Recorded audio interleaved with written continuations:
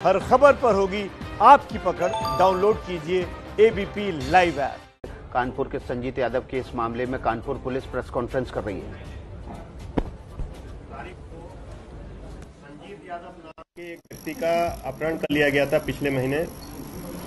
उसके बाद लगातार पुलिस इसके अपहरणकर्ताओं की गिरफ्तारी का प्रयास कर रही थी। उसमें कल पुलिस को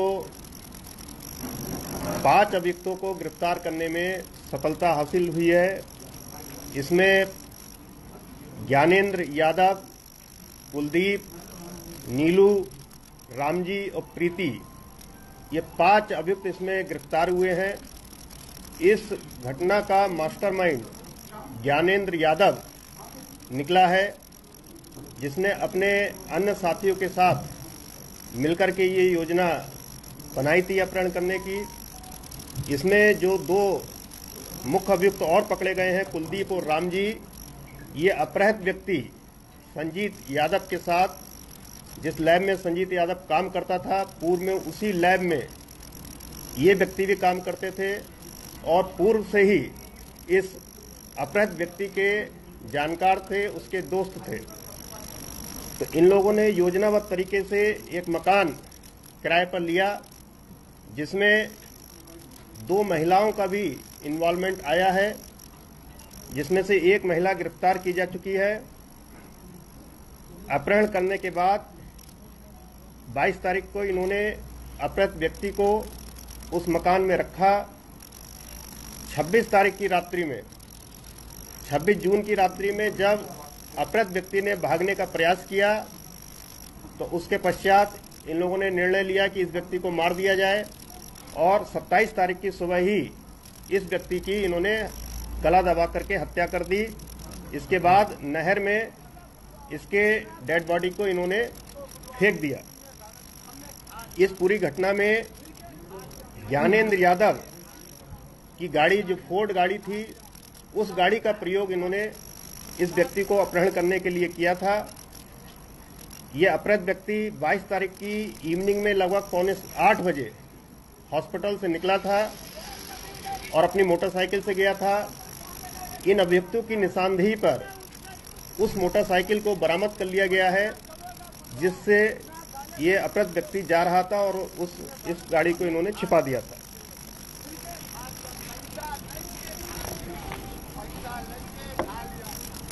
जब इस व्यक्ति की हत्या कर दी गई, उसके पश्चात 29 तारीख को पहली बार इन लोगों ने इनके परिजनों से फिरौती की मांग की।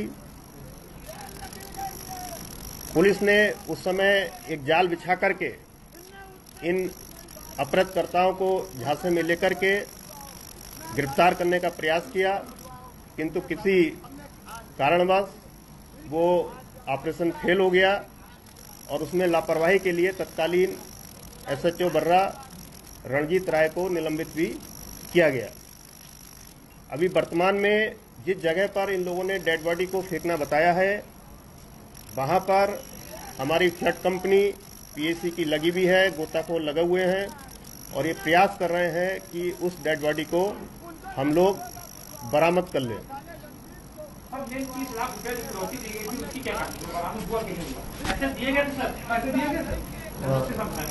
देखिए, ये जो अभी 29 तारीख को फिरौती में कॉल आने के बाद 13 तारीख को ये ऑपरेशन उस समय के एसएचओ के द्वारा जब किया गया था, जो बैग पूल ब्रिज के ऊपर से नीचे फेंका गया था, उसमें अभी जो 5 अभी पकड़े गए थे, उनके पूछताछ के दौरान उनके द्वारा ये बात को डिनाई किया गया, जो कि अपराधी आपके सामने।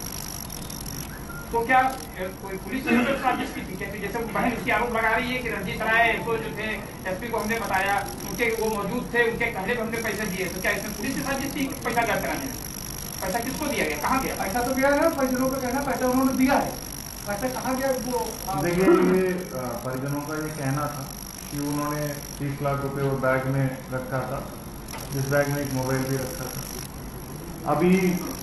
अब तक परिजनों के ही हम लोग बात करते रहे हैं। अब मुलजिमानों से जब हम लोगों ने पूछताछ किया है, मुलजिमानों के द्वारा कत्ल के आरोप एक्सेप्ट किया जा रहा है बट पैसे की बात बिल्कुल भी नहीं की तो सर परिजन कह रहे हैं पुलिस किसके मुलजिम के बयान पे चलेगी कि परिजन के बयान पे चलेगी? देखिए, हम परिजनों के बयान भी लेंगे और उसके आधार पर साक्ष्य इकट्ठा करेंगे। जो साक्ष्य हमें मिले उसके आधार पर हम कार्रवाई तो करेंगे। येसो क्या कह रहे हैं? आपके येसो हम मौके पे तो उनका कहना है उनके सामने मैंने बैग फेंका था, तो येसो कुछ नहीं बता रहे क्या? पैसा तो नहीं कि पुलिस को साजिश करके पैसा आरोप दिया हो? वही SHO, पूर्व SHO जो रणजीत राय है, उनके जो ऑपरेशनल फेलियर और परिवार वालों को जिस हिसाब से उन्होंने हैंडल किया है, उसमें काफी जो इनिशियल स्टेजेस में जो भी लापरवाही हुई है उसी के चलते ही उनको सस्पेंड किया गया है। सर, कप्तान साहब ये बताइए कि बहन का कहना था कि पुलिस के क्राइम ब्रांच के इंस्पेक्टर या दरोगा आते हैं और जो कहते हैं कि उसके कहने से बयान बदला जाता है 30 लाख वाली, मैनिपुलेशन किस बात का था? देखिए, कोई मैनिपुलेट करने के लिए किसी ने कोशिश नहीं किया है। उस समय भी मैंने एक बाइट भी जारी किया। लड़के के हमारे प्राथमिकता लड़के की सकुशल बरामदगी थी। तब तक हमें ये नहीं पता था इनके दोस्तों ने ही किया है और उस समय उनको मार दिया गया है। तो हम लोगों की प्राथमिकता वही था।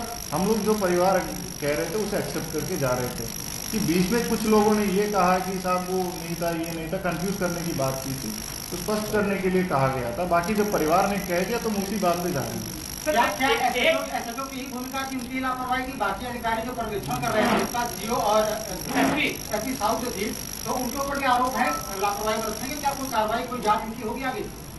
देखिए, जो भी परिवार वालों का आरोप है सब में हम जांच करेंगे। CO के उसका जो पर्यवेक्षण की संतुष्ट न होने की वजह से ही उनको वहाँ से हटाया गया है और नया डिप्टी SP को भी वहाँ पोस्ट किया गया है और नया SHO को वहाँ पोस्ट किया गया है। उसी टीम ने 5 दिन के अंदर ये घटना वर्कआउट की। मुख्य बात 30 लाख रुपए का क्या होगा सर? क्योंकि वो एक बड़ी बात है कि पुलिस जिसका अकाउंट होती है पुलिस उसी से सेटिंग करके तो पैसा दिलवा देती है और पुलिस वहाँ मौके पर मौजूद रहती है, तो इसकी क्या करेगा? कैसे पता चलेगा कौन सा रैकेट है जो 30 लाख रुपए ले गया? देखिए, ये अभी तक जो दोनों बयानें आई हैं, अब इसमें हम लोग जो है लगातार बात कर रहे हैं।